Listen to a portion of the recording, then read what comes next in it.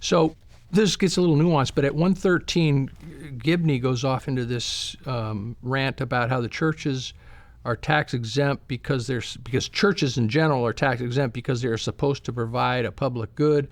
To prove that good to the IRS, churches are not supposed to hoard their money. They're supposed to spend it. Of course, the tax lawyers could go have a heyday with that, but let's just assume that was the case. Okay.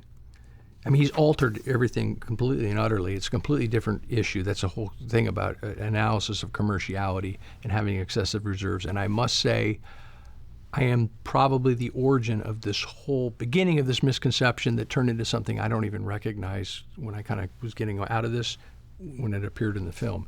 So essentially what he's saying is that because the church has too much liquid assets, it doesn't qualify for exemption. Something that I suggested many years before, but also many years before, and shortly after I suggested it, I said clearly the way the church is clearly publicly showing that it's converting liquid into material by building new churches around the world, this is not an issue anymore. But it's a funny thing. People don't, they think you're an authority when you get something bad to say, right?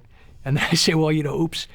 They've either taken care of it because I raised it, but that's not really credible either because that program with the building started long before that. So it's really not an issue. But no, it's going to be an issue forever with him, and he puts it in here as an issue.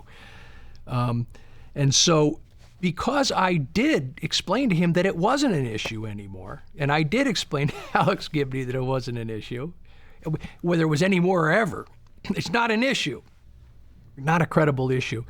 He then goes off into this several-minute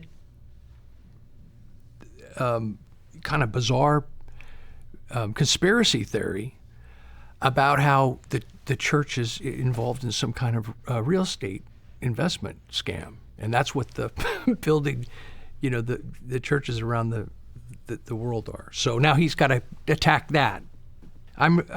He's telling me this in January 2014 when he's interviewing me, right? And I'm like, hey man, I may have created this whole thing. That's a no-go, right?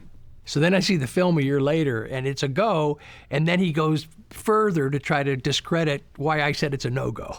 That's what I'm saying happened.